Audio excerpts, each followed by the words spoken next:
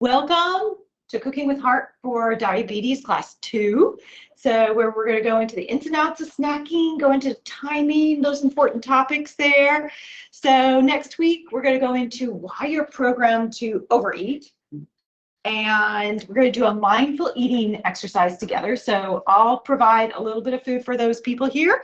Those guys at home, if you can just plan on having like 5 bites of something for mindful eating activity. And we're going to do triple powered tortillas next week. So it's triple because you can there's 3 layers and you can use them for different dishes. So I love that. I love the beans there with that one too. That's one way I make it. It's very easy, delicious way to make beans, black beans. And then we're going to do mouth-watering microwave frittata. So a super easy breakfast that you get a whole serving of vegetables and it's delicious. So we're going to do that next week. I want to start off with, we've got a guest here. So Ellen is here and she's going to share a little bit more about the importance of seeing a diabetes educator. So let's see. No, you're off. Oh, you're ready to go, Ellen. You go ahead. Oh wait. Oh, you know what? I want to share my screen with you. I want you to add you as a spotlight. There we go. So there we go. You're there. You're on. All right. Good evening, everybody. I hope you're staying dry on this wet afternoon. My name is Ellen, and I'm a dietitian and a diabetes educator. I have to work for Genesis. We also have, in the Quad Cities, we have diabetes educators and dietitians at Unity Point also. And we all work together with Teresa to develop this program. And tonight I want to talk just a little bit about the nature of type 2 diabetes. When we're first diagnosed with diabetes, many times our pancreas is still making sometimes a lot of insulin, but there's insulin resistance going on. The message that I wanted to discuss tonight was that as time goes on, sometimes your diabetes can change. And you might still be doing all the things that your doctor and your educator asked you to do, but sometimes the blood sugars don't cooperate and they're kind of going the wrong direction. And so as time goes on and your diabetes may change, that's where you can utilize support from other people in your life, from family, from friends. And you probably have somebody who's supportive in your life, and the diabetes educators certainly are 100% behind you to help you through those times. Sometimes even when you do everything that the doctor and the educators have asked you to do, the blood sugars don't cooperate and we have to maybe adjust the medicine or add a different medicine or try some different parameters as far as taking care of yourself. So we just want you to know that you're not alone through this. You've got certainly the educators and your care team are behind you 100%, and you've probably got family or friends that are there behind you too. So to know that you do the best you can and you work with your team, and diabetes is something that we can manage. Sometimes we just have to adjust the care plan a little bit as we go along. That was the message that I wanted to get across tonight. Thank you. And that's like spot on. We are talking about insulin resistance. So thank you for introducing the subject there and giving it relevancy for everybody here. So thank you, Ellen. So awesome. So another good reason to make sure that you get in to see the diabetes educators. They break things down so they're doable and they help you feel successful. So, okay. Now what I want to do is, first I want to do is I have here a pomegranate. Last week I told you about the cranberries and I showed you with a tomato how to do a pomegranate, and then it was in the store, it was in Costco, and they were selling like 8 of them in a thing, and then I found them in Hy-Vee. It's like, oh, the season has started. So I want to show you again just to remind you, it's so beautiful. Now this one is, it's a pretty red there, you can see. This honestly looks better than a lot of them throughout the season, I find. So don't be like dismayed if you get one that's like not as beautiful as this. The inside will still be just perfect. So it's a gem when you open it up. So I'm going to put on my gloves here and go ahead and show you again how, because it's such a beautiful fruit. So it is super packed with antioxidants, like through the roof. So we're going to cut it in half, not through the stem. We're going to cut it right down the center there. And look at all those beautiful seeds in there. So that pretty red there. So if you remember, you want to have a deep bowl because this does stain. It actually is used as dye. So so we're going to put our finger, spread it out like a web, and put it down. And it's better if you use like a wooden spoon that has a little more. This one's got plastic, just is not the best for vibration and stuff, but it'll work. So I just put it down in there, and it's just coming out through my fingers. And you need to work out all your strength. Just be careful about hitting your hand. So you just keep doing that. You can see how it's come out there. You guys at home, see, I didn't have the camera on. Whoops, I'm going to also dump my computer. But I find it comes out much better just doing that instead of digging in. So you just got to loosen them up there and they'll come out. So pomegranate seeds are just so beautiful, delicious, great to snack on, to add to salad. So I want you to be confident on doing that. So let me get that off my cutting board before I get it on me. So just be careful with it because it does sting. So get that off. There we go. Okay. So next, I want to go through how to break down a product. So how to read a label. So I want those at home. I'm going to give you 10 seconds to run into your kitchen and grab something with a label. It has to be a package with a label on it. So I'm going to grab something. Does everybody have something here? Awesome. Okay. Do we have the backup? No, they're back here. No, just grab one for me. So, or it doesn't matter, actually. I'm okay. I'm okay, Tanya. I can just talk people through. So there's 5 things that I pay attention to when I'm looking at a label. So ignore the front. Okay. Thank you. The front is a standstill advertisement. There's a lot of research. Marketing is heavy in this. What they're trying to do is get you to put it in your cart.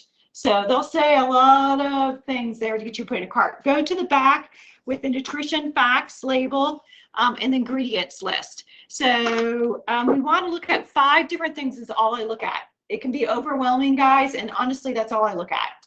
So first thing I look at is the serving size. I want to know if the serving size is approximately what I think I'm going to be eating, so I can kind of know if I need to adjust numbers up or down. So serving size, you don't need to be exact, okay? This isn't like an exacto precise science, but just have a feeling. The serving sizes tend to be a little better than they were like 10, 20 years ago.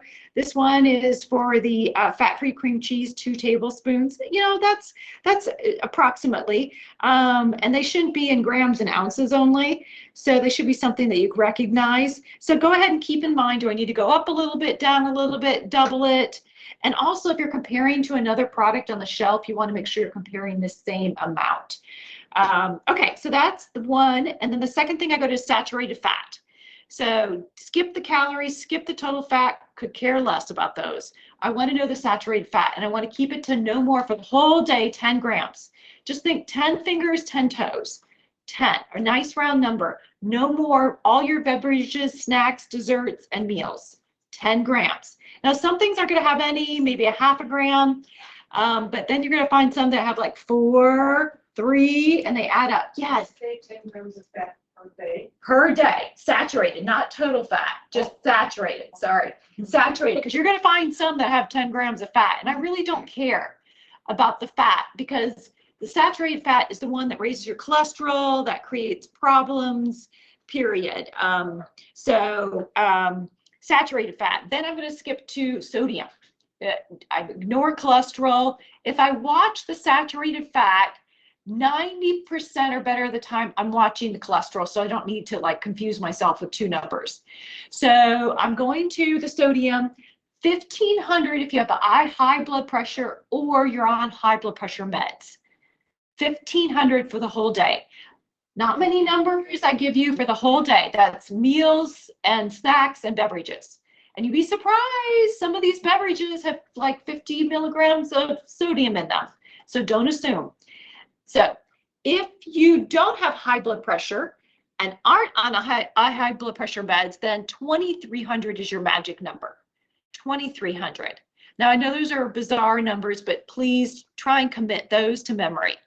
This is the sticker shock. sodium for most people, okay? A lot of sodium because we love the taste of salt, and we will eat over and over nonstop salt. So you're going to start reading for sodium and be a little depressed here and there. So then we're going to go to sugar. I don't really stay too far on the sugar, but let me give you a number because a lot of people like numbers to track. So the total sugar, don't really monitor that. It's the added sugar, because if you're looking at milk, it's going to have lactose. So you're confused. You're like, milk has sugar? Really? It's bad for me? No, no, no, no, no, no. So look at the added sugar. Thank goodness they've added this in the last 5 years. Added sugar, no more than a number to kind of keep as a gauge is 10 grams of sugar. That's 2.5 teaspoons. I'm not saying that's good or bad, but I'm saying that start there and start to say, 2.5 teaspoons? Is this what I expected? Does this really feel like just one serving too? So if you're eating more, you got to increase that. Now, to give you a number for the whole day, for females, 24 grams of added sugar a day for females, 36 for males. What that equates to is 6 teaspoons for females, 9 for males of added sugar. Okay.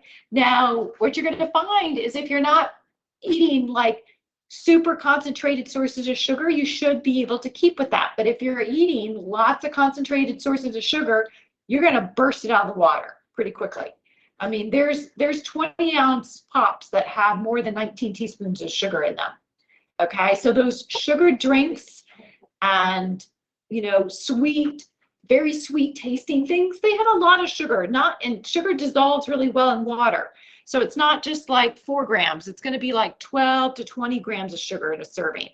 So then go down to the ingredients list. Now, the reason why I look at the ingredients list, and it's really important to look at the ingredients list, you might need a microscope or something to look at it, but it's because they're listed by weight, not volume, by weight. So sometimes you're going to see water number 1 because it weighs the most in the product. So the top 3 to 5 ingredients are what mostly weigh in the product. Beyond that, it's probably smaller, very small amounts.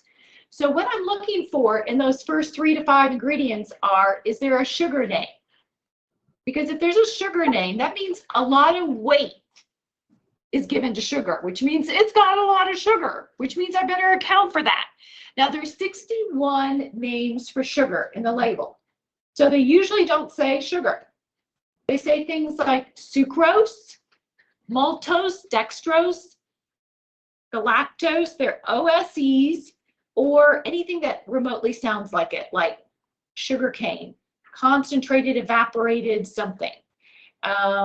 Agave, honey, those are all sugar, guys. Okay, we can talk about what the difference is, but in the bottom for your blood sugar, when they hit your bloodstream, they spike you quick.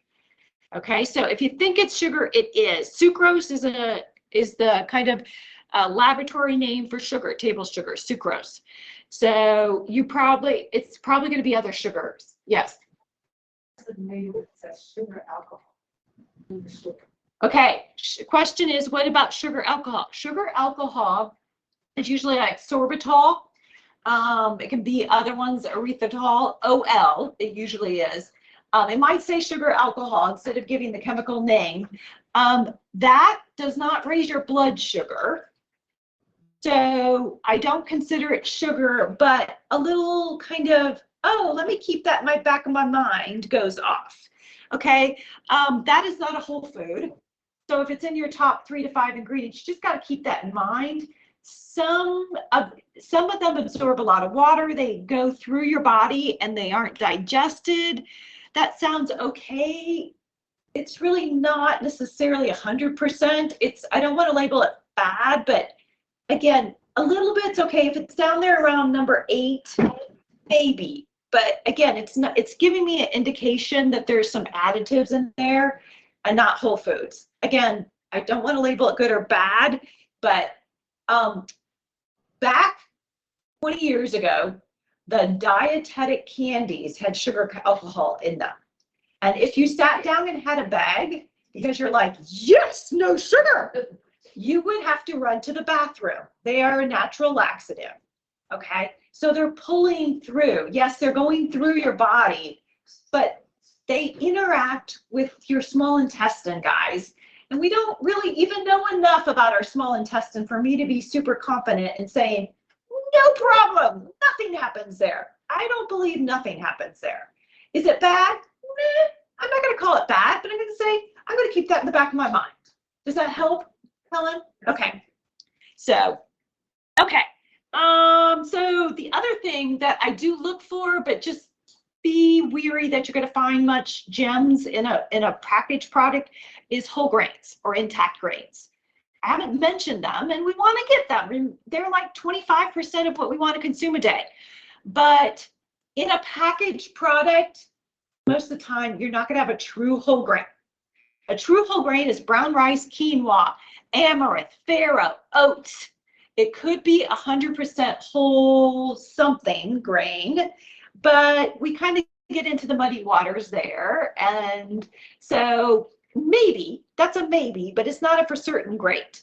So again, you want to look for the top ingredients at that. Even if you've got oats and it's number ingredient 12, that means nothing, okay? It really did contribute to the product. Because here's what manufacturers can do. They can have some endosperm, the enriched carb part of a product put in that makes the perfect product, and then they'll add something like psyllium, like Metamucil to it, and then it'll up the grams of fiber so that they can maybe get a stamp of approval, or they can say something like high fiber somewhere on it, and you go, ooh, wow, I think that one's the one I should go for. Well, yes, it is going to help control blood sugar somewhat, but we know that fiber just stripped and then put back does not act the same as whole food fiber does. And all the studies that we did for years and years and looked at, we're looking at whole food fibers. So I'm not saying that there's not some benefit, but to think they're equivalent is totally false. So I want to look for the whole food as much as possible. Okay, so tell me, is your product thumbs up or thumbs down? We got some thumbs up here. So thumbs down. What about there at home? Can you give me a thumb up or thumb down there? I'm watching you guys at home.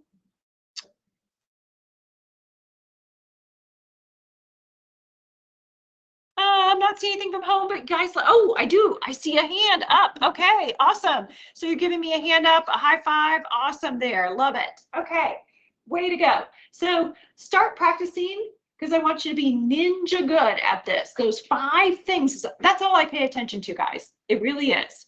So when I'm looking at a product, so with a package. Okay, well, let's get going. I do want to mention something. In about 10-15 minutes, I want to make sure we take a break and stand up.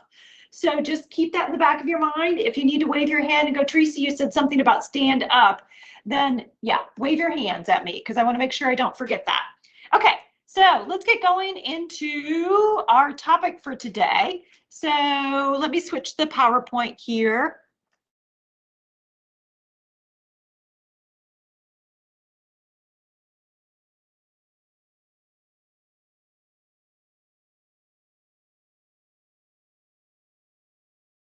Okay, so we're going to talk about eating and how it processes through your body.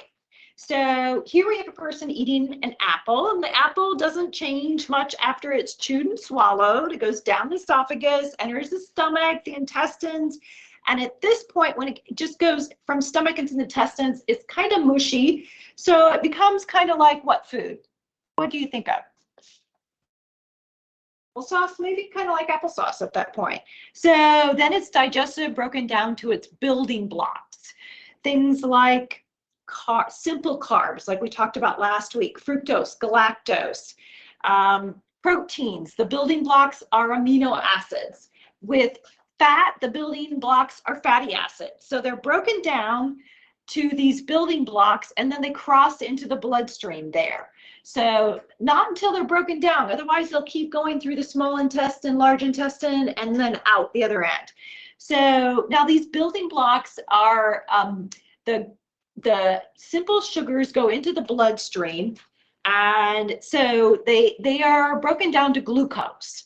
So glucose, you probably heard of. Glucose is what we often measure in the bloodstream for your blood sugar. So, but glucose, we want the way your body keeps from getting high is it lets it into the cell because all your cells love glucose for energy. It's not a bad thing.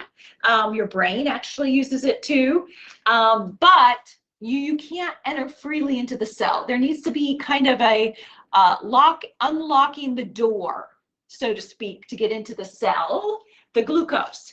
I heard some people call it like it opens the door. It's a pairing that has to happen. And that pairing is insulin. So that's why we hear insulin with glucose, because the glucose can't enter into the cell until insulin opens the door.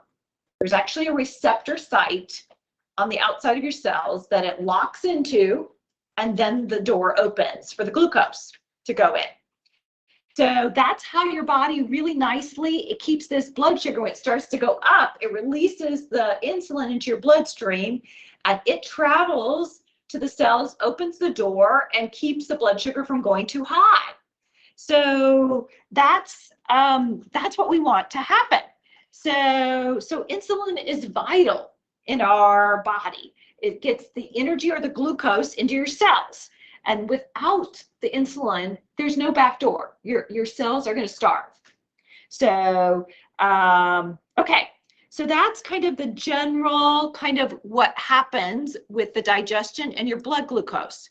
So what I want to do is kind of talk about the role of insulin a little more in depth, and Ellen teed it up for us really well. And I want to go through this thinking of insulin as a knife. Okay, so you're going to need your imagination for these next few slides here, but I want you to think about your insulin, your knife, your insulin in your body. How big is your knife? How sharp is your knife? And how much work are you asking your knife to do? Okay, so in general, we want a knife that's sharp, big, and that can handle a lot of work. But what we know with diabetes is that your insulin has changed. So here's some things that happen. So when we talk about how big is your insulin knife, well, over time, as you age, it's going to get smaller, your insulin knife. And once you have a new diagnosis of type 2 diabetes, typically your knife is gone by half in size. So your insulin is about half of what it was when you were born, because that's your biggest amount of insulin is when you're born. You have the most then, and as you age, it goes down. So let's say when you were born, you had a 10-inch knife. Now you're down to a 5-inch knife when you're diagnosed with diabetes, okay? And then, like Ellen said there, as time goes on, you actually will find you have less and less insulin. So the longer you've had a diabetes diagnosis, you're going to find your insulin goes down, and you might find that your blood sugars are starting to go back up. So that might be a sign that you have less insulin around. So also type 1 diabetes, they are not manufacturing insulin, so they need help. And that's why we provide insulin for them. So now let's think a moment on this knife. So if we have a 10-inch knife at birth, and then we're down to a 5-inch knife, when we're diagnosed with diabetes, can we still cut up vegetables? Yeah, we can still cut up things, but it's going to take a little longer, okay? So now, let's say we're down to like a paring knife. Are you going to be able to cut up vegetables with a paring knife? Yeah. Again, just takes a lot longer. Now, what if you have a box cutter? No, it's sharp, but you don't have much to work with, do you? So at that point, you're probably going to need some help. So how big is your knife is one aspect of insulin. So how sharp is another one. So is your insulin knife dull? That's like insulin resistance. You've got insulin around, but it's having trouble letting the glucose into the cells. It's not locking on, or it's just not responding to cells. Something's awry there. So the same amount of insulin is not as effective in lowering your blood sugar. Even though you've got the amount, it's dull. It's not able to let the blood sugar in. So you're trying to cut up food with a dull knife, and that's going to be harder. And your knife is shorter. So that's, again, those are going to add up. So what things create insulin resistance so that your insulin isn't working as well? Well, just as we age, it's going to happen. Inactivity is a big one. So if you want to like put 5 stars after that one, inactivity is really big for insulin resistance. Medications, some medications will, especially some of the psychiatric medications, steroids, they make insulin less effective. Stress, okay? Stress. Very important to have stress management activities in there. Pain, both emotional and physical. Illness, when you're sick, you're going to see your blood sugars change. A diet that is high in animal protein, land-based, that means not the fish. A diet low in fiber, and then excess weight around your midsection, okay? All these contribute to insulin resistance. So the insulin that you have isn't working as well. So, okay, let's think through some scenarios. Okay, so would having a back injury affect a person's insulin resistance? The sharpness of their knife.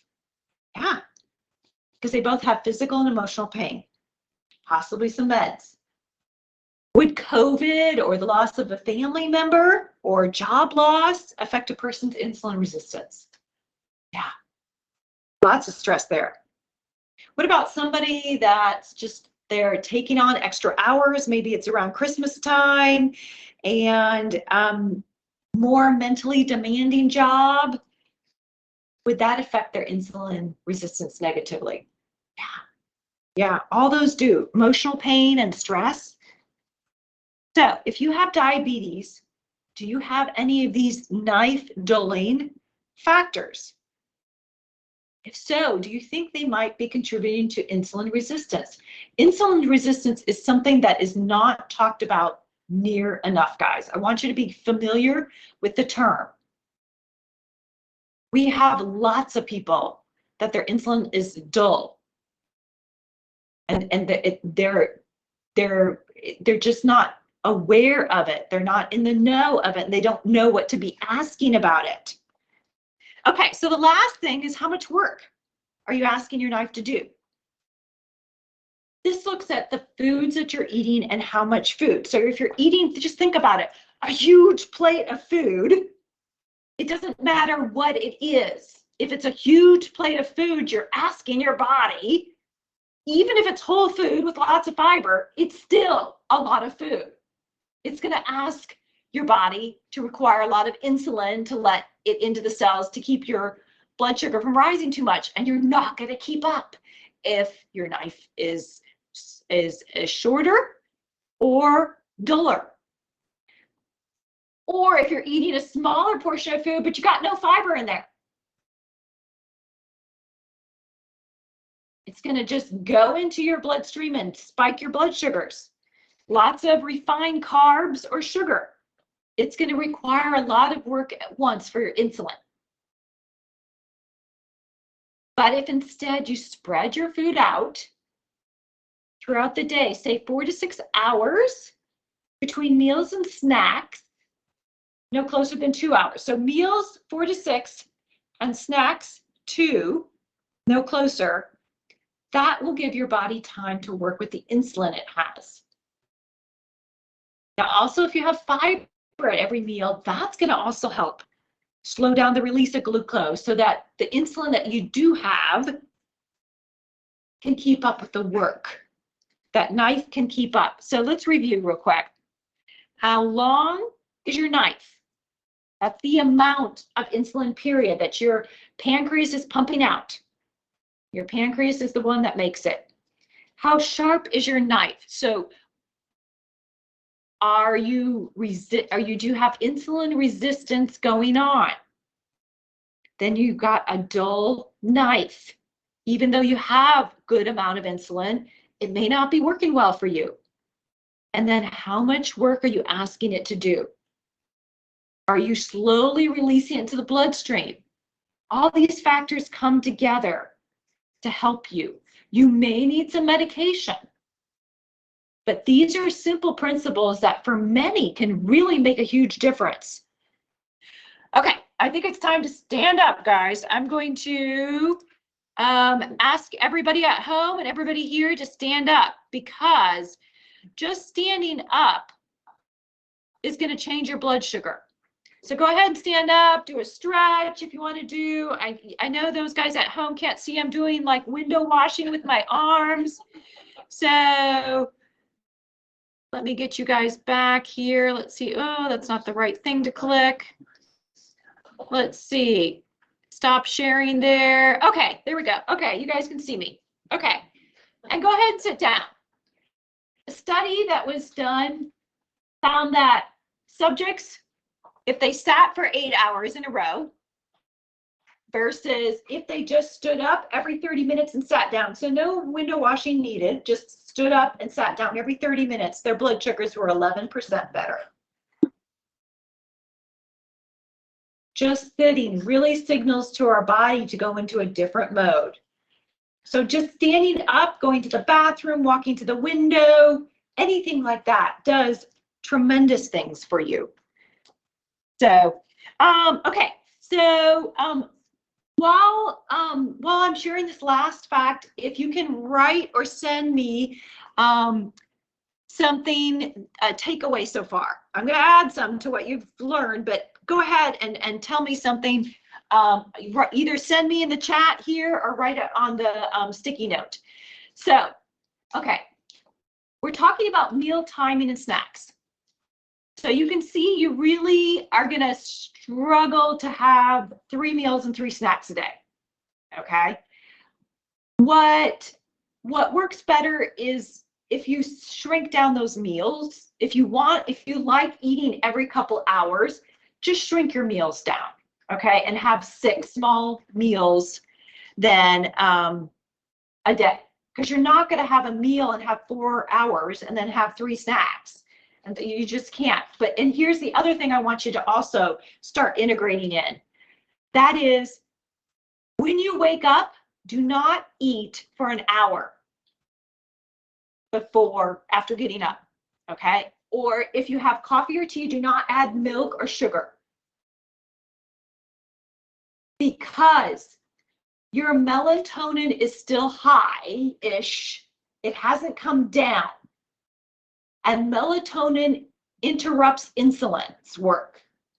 It's a really nice cycle. Think about it. For hundreds of thousands of years, did we get up and just grab some food and put it in our mouth? No.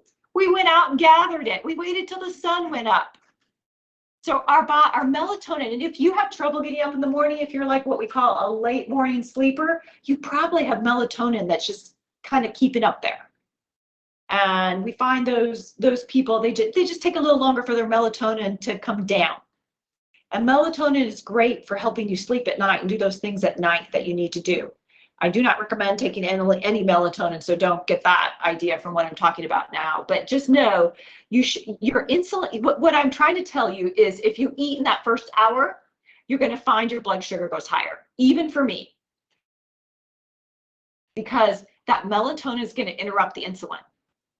The other part of the day that this also works for is at night, because our bodies are actually programmed according to circadian rhythms, which is code word for light, natural light. So 2 to 3 hours before you go to bed, especially if you keep a schedule, which is best for our bodies for thousands of reasons, but 2 to 3 hours before you go to bed, your melatonin starts to climb. And if you have something to eat in that window, tell me what's going to happen. Your blood sugar is going to be worse than if you had it in the mid-afternoon. Yeah. Oh, okay. Okay.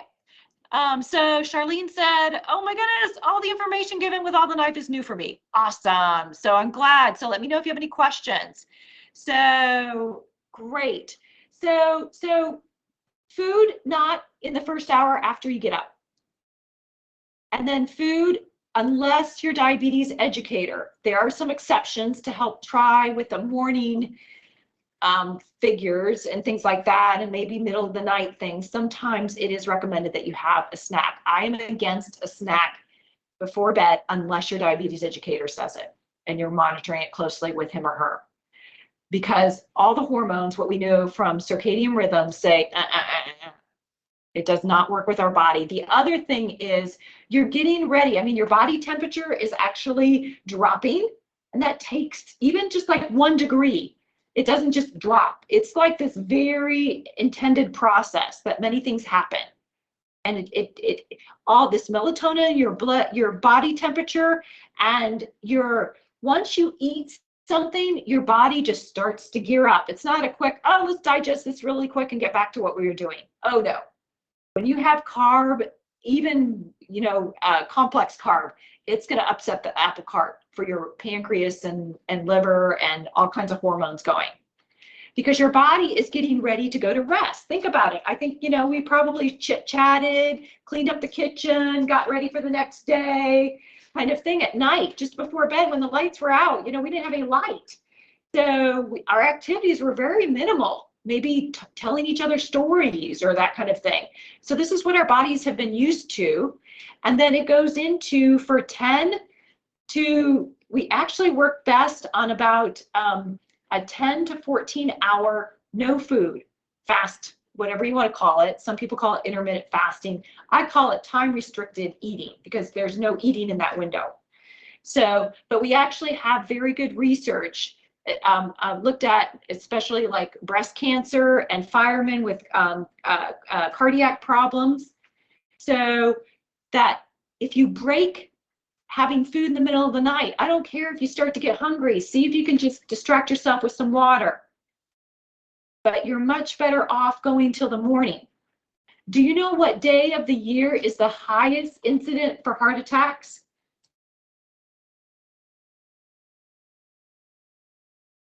Time change, 25% increase.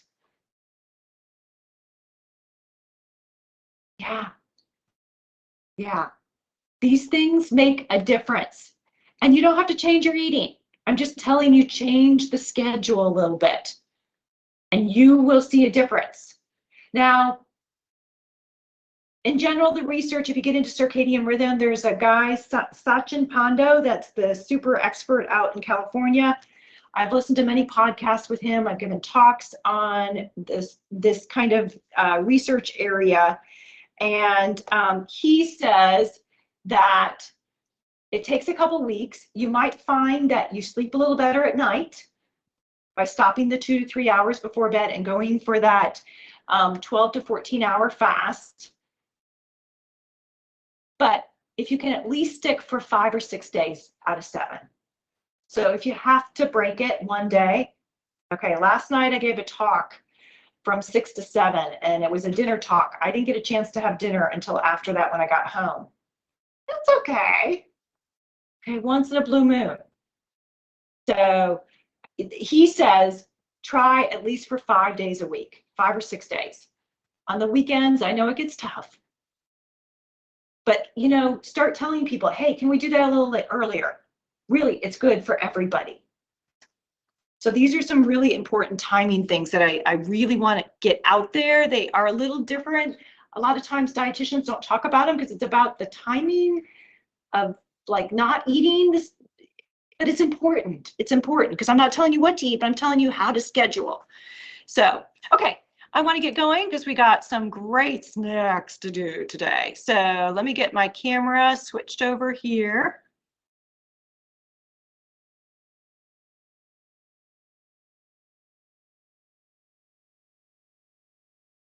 So, yay, there we are. Okay, so we're going to start with the quinoa. I'm going to put some quinoa on. How many of you have had quinoa before?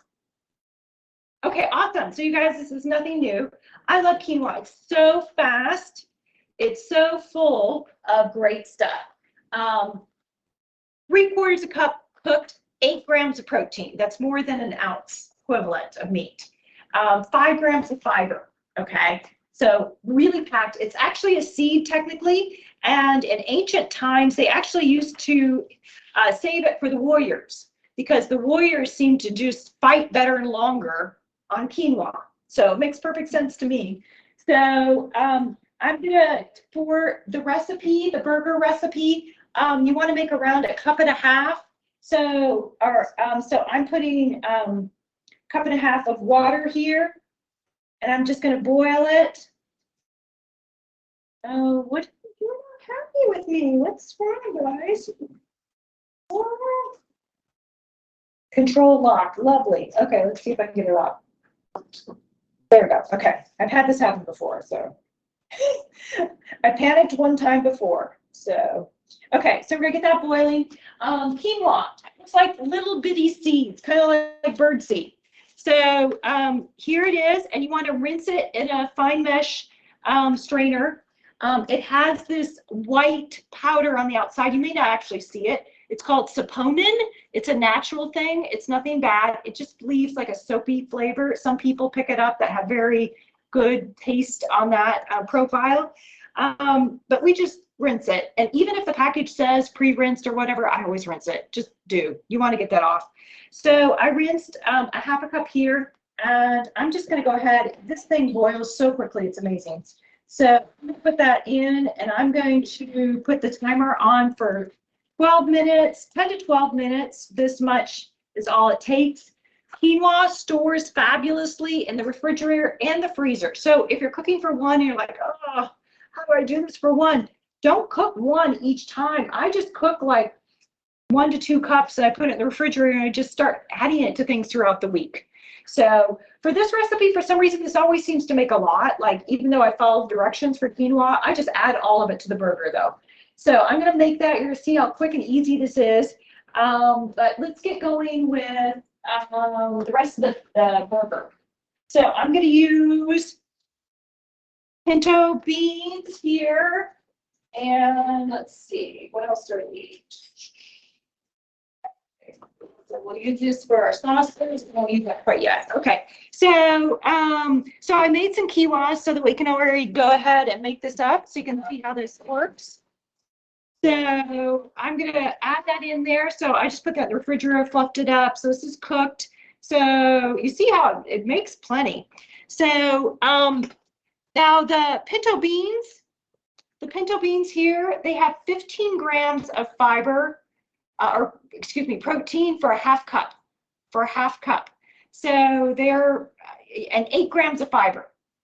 So beans are just underutilized. So I'm just going to mash this a little bit here. You don't need to like, oh, there we go. Right down. There we go. Okay. We just need to mash a little bit. We want some of the full beans to be there. So you don't need to put it like in a blender. So I'm just going to mash this. You can see it's pretty, it mashes really easily. So I'm just going to mash a little more, and that's all we need to do.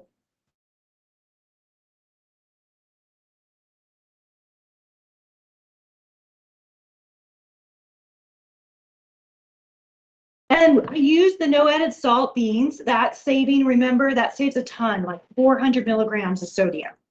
So there we go. That's about it. So you can see that there. So you can still see the beans there, but you can see we're going to be able to make it hold together. That's what we want. Oh, you know what? I need to get going the flaxseed. So let me get that going.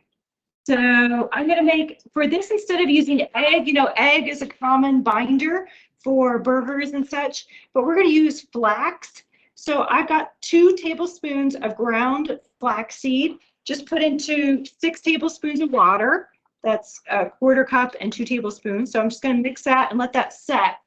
So flaxseed looks also kind of like little seeds. They're flax seed. You need to grind that up. You can just use a coffee grinder. You will just, that will go through your system. You just poop it out. if you don't grind it up. So you want to grind, you don't have to grind chia seeds. It's flax seeds you grind up. But flax seeds are fabulous. They're super high in fiber. They've got 8 grams of fiber for 3 tablespoons. So the 2 tablespoons is going to be like 6 grams, 6 grams of fiber. It's got an omega-3, not the same as fish, but it's called ALA. And it is good for your heart. It's also really good for estrogen balance. I have 2 tablespoons of this a day in my oatmeal. And for fiber, it's going to hold me over. And for breast cancer, my mom's had 2 breast cancers. So it's actually super great for breast cancer. They did a study where subjects currently had breast cancer, and they had a 1/4 teaspoon for a year, and 80% of the subjects reduced one of the cancer markers just by the 1/4 teaspoon of flaxseed. So From the fridge too, if you made a bunch of it. oh, thank you for asking. That's a good point, Steve. I keep it in the freezer. You will read online, keep it in the refrigerator. Here's the thing. Seeds and nuts have super great oils in them. But they're more fragile than your kind of meat oils and your oils that you cook with in the bottle. So once they go rancid, then they're what we call oxidized. And that's like the opposite of what we want. That's actually then going against your body. And I don't want to trust that I taste it and know, because once I taste it, it's all throughout. Like it's probably started before I could taste it. So, because you can usually taste when it oils off. I'm not saying it's like dangerous, but these are things that I'm eating because I want the taste and the nutritional properties. So what I do is I actually brought it today from home, the ground flaxseed. I just grabbed it from home because I didn't want to buy a big container just for 2 tablespoons. So this is my container I have at home. This fits on my blender. I have one of those blenders that I just put it in there, and I just blend what I need for like a week. I put the lid on and I put it in my freezer. And every morning I just take it out, I don't measure, I just kind of go 2 tablespoons on. So that's what I do. I just try and do a week at a time, roughly, grind up. So, and then I keep the whole in the freezer. So, does that answer your question? That's a great question. I forgot to mention that's a really important point. So this needs to sit just like 5 minutes. I'm going to just stir together. We have wonderful spices. Now, when you taste this tonight, you need to say, hey, that's just like terrific, perfect the way it is. Or, you know what, I like it, but I need a little more of something. What would that be? Or, whoa, this is a lot. So figure out, because we've got smoked paprika, which is my all-time favorite spice. So if you want to smell what smoked paprika is like, there it is. We have, I think, a full teaspoon of this. There's chili powder, cumin. Cumin has wonderful properties in it. So we've got a whole teaspoon of that, I believe. Yes. And we've got some black pepper. So all kinds of stuff in there. So I'm going to throw that in there. We've got a little cornstarch too. You could technically use arrowroot. Arrowroot does the same thing as cornstarch if you don't have any dairy product in it. Arrowroot is less processed than cornstarch, but a lot more expensive. So I use it in a pudding recipe that I use with a plant milk.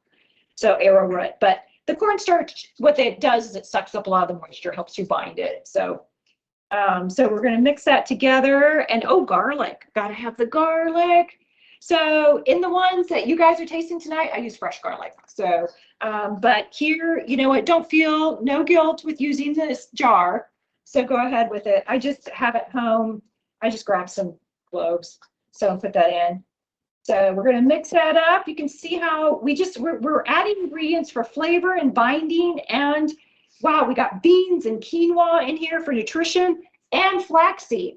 Okay. So you can see the water's kind of settled out. That's fine. It does about every time I do this. So it doesn't affect how it binds together. So just 5 minutes. It just needs like 5 minutes. So we're going to mix that together. Oh, is that my time? Yeah, that's my time. Okay. So let me show everybody here. Here are the final burgers. These are the snack size burgers, guys. Okay. So snack size. So that's going to be a good snack. You want to go up to more like 4 inches for a meal size. So I'm going to put that in here. And I'm going to put in, we'll talk about these in just a moment, but here's my sweet potato. I want you to see, notice that, that's what we want. That's the darkened, that's the caramelized aromatic roasted in there. So, I'm going to put those in there so we have them nice and warmed up. Just warming them up. Okay, so I have a pan here. I just wanted to show you real quick a patty, how this goes together. So just like anything else you've done, you just get into a patty. See how that goes? Just really good. It doesn't really fall apart. Okay, I've had burgers before, and you know, there's all kinds of recipes. There's no shortage of recipes for being, you know, vegetarian, plant-based burgers. But I like this because these are ingredients that you may have around, or you could have around. They're not exotic ingredients, and they hold together really well. So you could substitute black beans if you wanted to instead of pinto beans. So just go through the same process there, but really easy to work with. And I don't know if your recipe has the 2 tablespoons extra virgin olive oil. Does yours? If it does, cross it off. Okay, I need to get that out of there. That was, I was comparing baking to sauteing in a pan. And you know what? You'll see these are perfectly fine. They hold together. Baking, we don't need to use any oil. It's not that it's bad, you know that, but it's like, okay, this is fine. We can just bake them. So, okay. So, yeah, you just cross off the 2 tablespoons extra virgin olive oil. So, don't need that. I didn't add it in any of these. I haven't been adding it. It was just for the sauteing. So, okay. So then potatoes. So potatoes are super magical. They have super high antioxidant and anti-inflammatory. They have these things called anthocyanins. That's why they're the bright color. So, and they also have this thing called adiopectin that is great for insulin resistance. Okay. And the cool thing is that adiopectin is all throughout the potato. It's not just in the flesh. Because when we talk about like white potatoes, it's most the good stuff is in the peel. So here we're not going to peel them. So I washed this off. You can, you know, scrub it really good. And then I'm just going to chop off the ends. And then when I'm working with a sweet potato, it's pretty dense.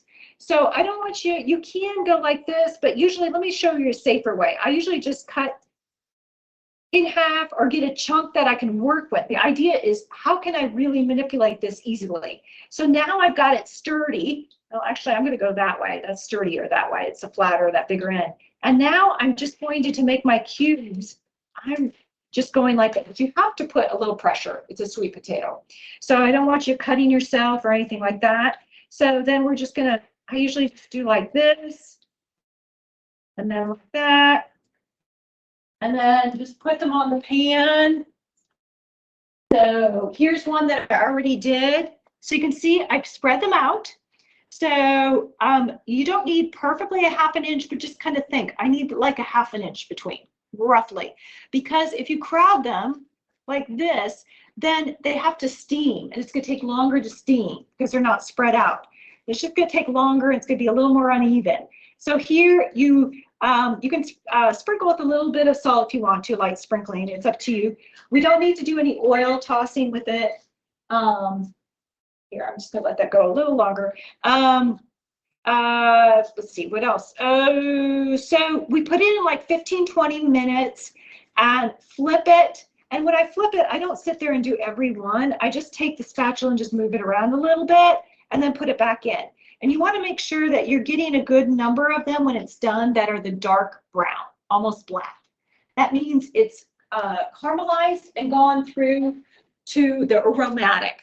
Caramelization starts at 330. We never put it at 330. We usually always start at 380 to 400. So we have this at 425 so that we can go through that and get to, there is some, you know, sweetness in sweet potatoes, but there's also that brown is aromatic. It's kind of like more savory kind of component in there. So the cool thing is you can make these ahead and put them in the refrigerator. They will collect moisture, so you want to revive them by putting them in the air fryer or putting them back in the oven. But they can be, in a way, a both prep. What are some things that we can add this to? What could you add? I mean, okay, this is a snack, sorry. Okay, this is a snack. I'm giving you an idea. It's a snack, and then we're going to make a dip for it. But let's say you had extra of them. What could you add extra of the sweet potatoes to? Bootable. Love it. Yes, bootable is a great, yes, it's a great addition to that. So other ideas of other things that you can add it to? I heard oh, we got some ideas here. Delicious salad. Yes, it's delicious in salad. Wraps, tortillas, throw them into the, scrambled eggs, or, next week we're going to do the microwave frittata. So, just, once you have it done, you're like, oh, I'm going to use that then. That'd be great. And then you'll end up with an even better recipe. So with the dip, the nice thing is we've got fiber on the sweet potato, so that's great. But I want to also add some protein and some dipping sauce. So I've got the Greek yogurt, and we're just going to add some onion powder and some Dijon mustard. Yes, I know you don't like, but I have that on. Okay. So we're going to add a little Dijon. And I know you're thinking, well, that Greek yogurt has that sour flavor. Just by adding a little bit of Dijon and the onion powder and garlic powder, you'd be amazed. It kind of takes the edge off of it. So you're going to taste it tonight. But the idea is this is really your blood sugar with the Greek yogurt and the sweet potato. It's just going to be nice and stable. Okay. So it's a great combination there. So last thing, I know we're getting close to the top of the hour.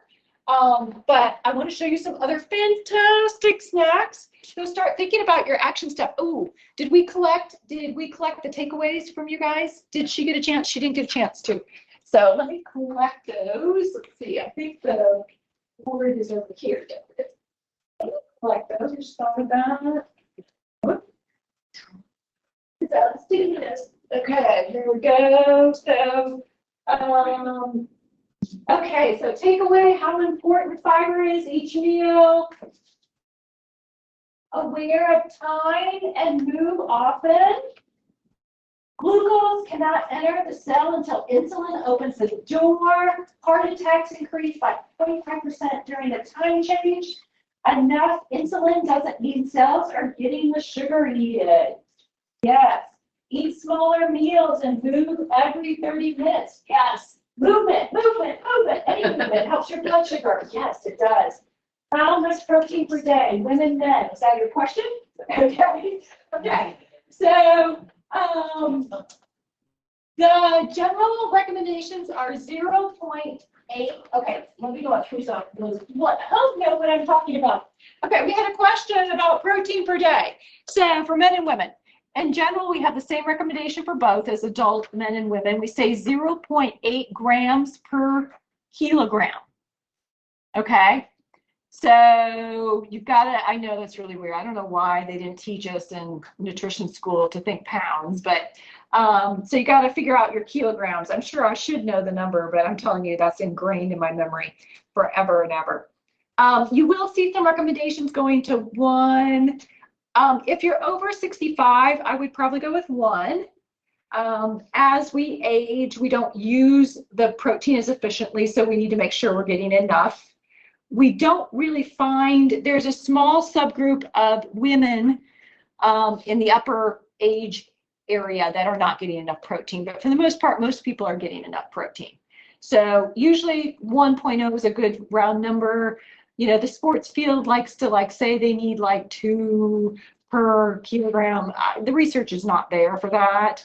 They will you will take excess protein and turn it into sugar or fat, whatever. So you can do that. Your body can do that. So it will utilize the excess protein, but you're not using it like you think you're using it. So let me take this out, and then we'll show you the extra. I don't want to overcook this. I'll leave those boogers in there. Okay, I want to show you these snacks. You got to see these snacks.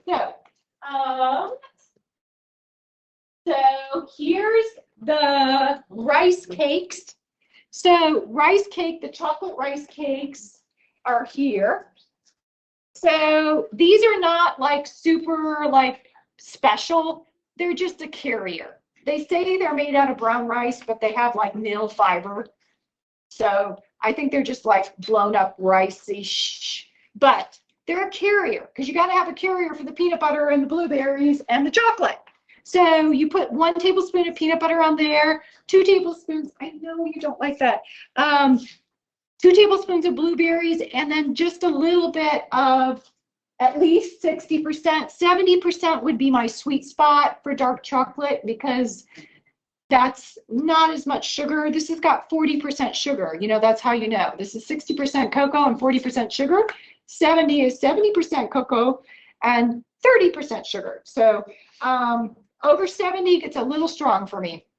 So, but I just took a little bit of that and just used a knife to shred it a little bit and sprinkled it there. So delicious. Another great idea. Yes, okay. Let me get these off. It's just, it doesn't like this thing. So it's just really funky that way. It doesn't like anything on it. Okay, so a couple more snacks I want to show you before we disappear. So here is hummus. I just took store-bought hummus and then I stuck in some carrot and some red, I love red pepper sticks. You can do whatever you want in there, and you can leave this in the refrigerator for like 3-4 days. So you could make maybe 3 or 4 of these up from the refrigerator and just grab one and go. So, okay, when you have it done, you will notice it and take it. Tonight, my daughter is on her own for dinner. Okay, so, and she's at the point where she likes to make her own thing. I give her ideas, but if I have it all laid out, she won't do it. So, but I did put out some broccoli in a bowl. I washed it and cut it up. She loves roasted broccoli, and she knows how to make it in the air fryer. Now, if I told her to get out the broccoli and wash it and cut it, she would never. But it's sitting there in a bright orange bowl on the stove. I could have it all, I had it out all day because it's broccoli. So she will probably throw it into the air fryer and have it because she loves it. So just having things ready really helps a lot. And the last one I have here, you have more on your handout, but here, and I forgot to take these out, so these are going to be kind of hard, so you might want to like eat these last, these guys here. So what this is peanut butter and non-fat Greek yogurt mixed together. And then with a banana, you just stuck it in between. The nice thing is the Greek yogurt is non-fat, so it kind of brings down a little bit of the peanut butter. You could use peanut butter powder reconstituted if you really wanted to watch the fat in the peanut butter. I'm not super concerned. We're only using like 2 tablespoons of peanut butter and 1 tablespoon of Greek yogurt to mix this up. But the banana, as many of you know, with diabetes, a lot of times it's hounded, do not have bananas. Do not have bananas. Okay, we all react differently to bananas, even without diabetes. So here's one way: by combining it with the protein, you are going to help have an even keel. And there's a lot of great stuff in a banana. So 3 of these are considered one snack. Okay, so 3 of these are considered a snack. So the other thing is that putting the Greek yogurt in with the peanut butter, it makes it much easier to mix and then put on stick to the banana. Because, you know, have you ever tried to make peanut butter stick to a banana? It doesn't stick. Okay, so I don't know about you, but the Greek yogurt really helps it stick a little bit better. So you'll see there's other ones on the handout. I've got salmon with wasa or hard-boiled egg. I've got frozen grapes that you take a toothpick and then you roll it in almonds. Just take almonds and put them in the blender and make a powder. You've got a protein with the grape. It's a great combination, and just put them in the freezer. It's like a lollipop, and grandkids will love it. So there's plenty of ideas if you just take a moment to look. It does take a little, you know, thinking, planning ahead. But oh my goodness, once you have it ready, it's so fun. So action steps, make sure you guys do your action steps. I see we got something in the chat. Thank you. I want to see what you said. Delicious in salad. Yes. Yes, that was, I think I got that, Charlene. Thank you so much. So shoot me any questions you have, and make sure before you get up to get the samples tonight, or before you leave your computer there, that you check off your action step. So I also want you, if you notice on week 2, I have a place at the top for you to think over the last week and what you learned. It's really not meant, my original intent wasn't that you learned from this class. Now, if you were writing notes about what you learned from this class, that's okay. But I really want you to reflect over the last week and think, hey, I selected this as my intention for doing this last week, and let me see what I learned. Did that work really well, or do I need to change it up or try something else? So it's all about learning and taking what you learned and moving forward another step. So always reflect on it. So now this next week, you're probably going to pick up products and start looking at the labels. So next week, you can write down some of the things you learned. So awesome, guys. Send me your questions. Thank you for hanging on to me till a little after the hour. I'm going to get things set up here for us to enjoy.